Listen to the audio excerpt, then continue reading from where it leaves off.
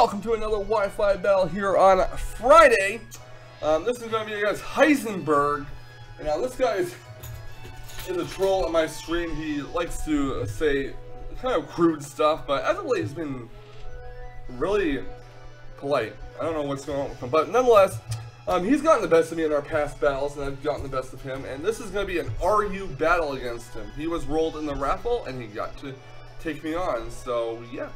On his team, he has Doug Trio, Jellison, Steelix, Delphox, Shiftry, and Scrafty.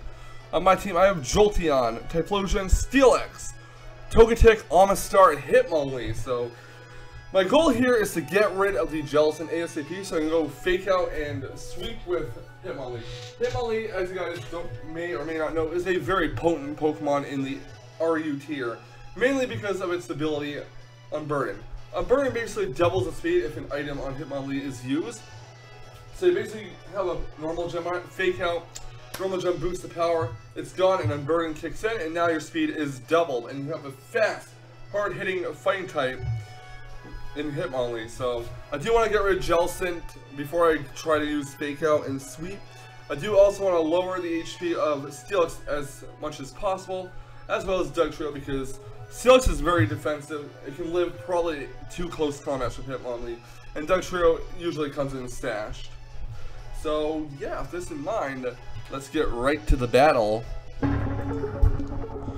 I'm going to lead off my Jolteon. My opponent's going to lead off with Doug Trio. Unfortunately, my Jolteon might be Arena Trap. I'm not sure if Arena Trap is legal in RU or not, but just in case, I'm going right for the Empower Grass, and I'm going to knock Doug Trio down to its sash.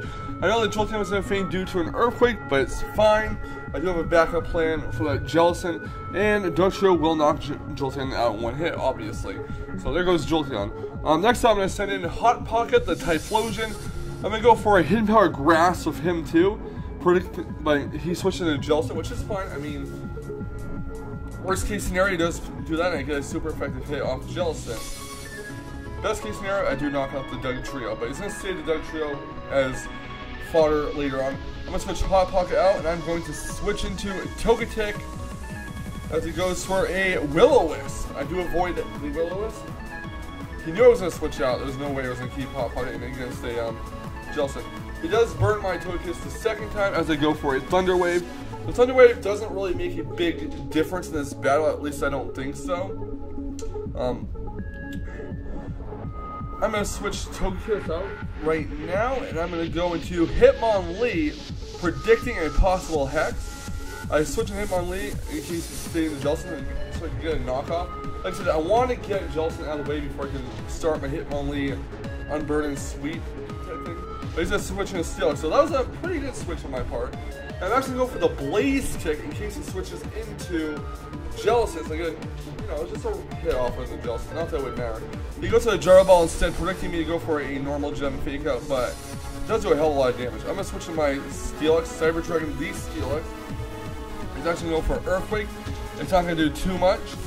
I'm going to go for the Mega Evolution, and I'm going to go for the Earthquake myself. He's going to switch his Doug Trio and basically sack it off here. So yeah, that's basically one down on each of our sides after this Earthquake hits the Doug Trio. Perhaps we thought it would go for a Stealth Rock or something. Either way, Doug Trio was down. The critical hit did not matter whatsoever. Out comes Cobalt and Scrafty. I'm going to keep Steelix in there because I'm predicting him to go for a sap either with Dragon Dance or Bulk Up, and I go for the Dragon Tail to get a little bit of damage off, but to force something else in. So out goes Scrafty. In comes his Steelix. Platinum to Steelix. Oh, a gold Pokemon named Platinum. How ironic. Anyways, Earthquake on his Steelix. He goes for Earthquake as well, and I'm winning the speed tie if there is one. I'm going to go for a second Earthquake here on the Steelix, and I'm going to knock it out with a critical hit. I'm pretty sure the critical hit did matter in this case, so his Steelix is down. Out comes Cobalt to Scrafty. I'm going to once again go for a Dragon Tail in case he decides to try to set here.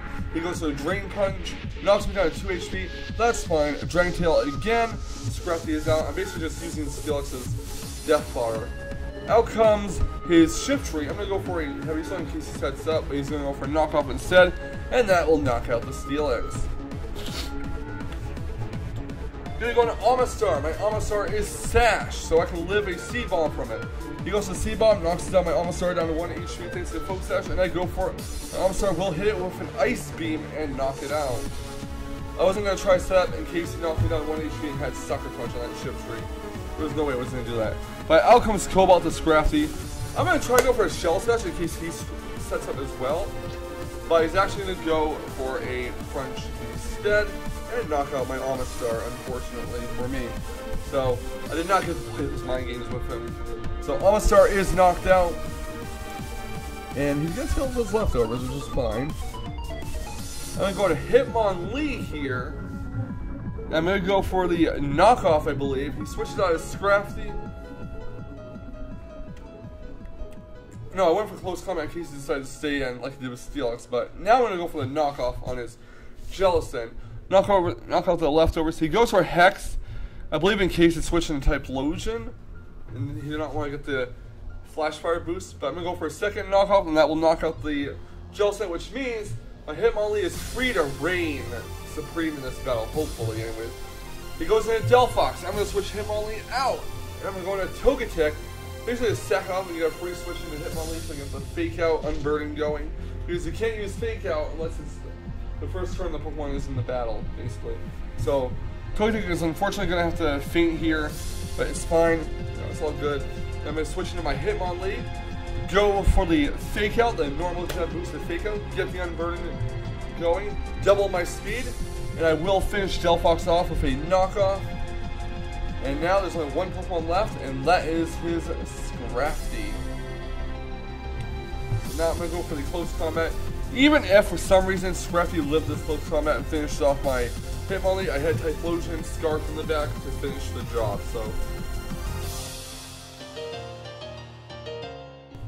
So I'm very glad my plan to get rid of the Jellicent first worked, and I was able to get that semi-Hitmonlee sweep. Like I said before, Hitmonlee is a very dangerous Pokemon in the RU tier, especially with Unburden.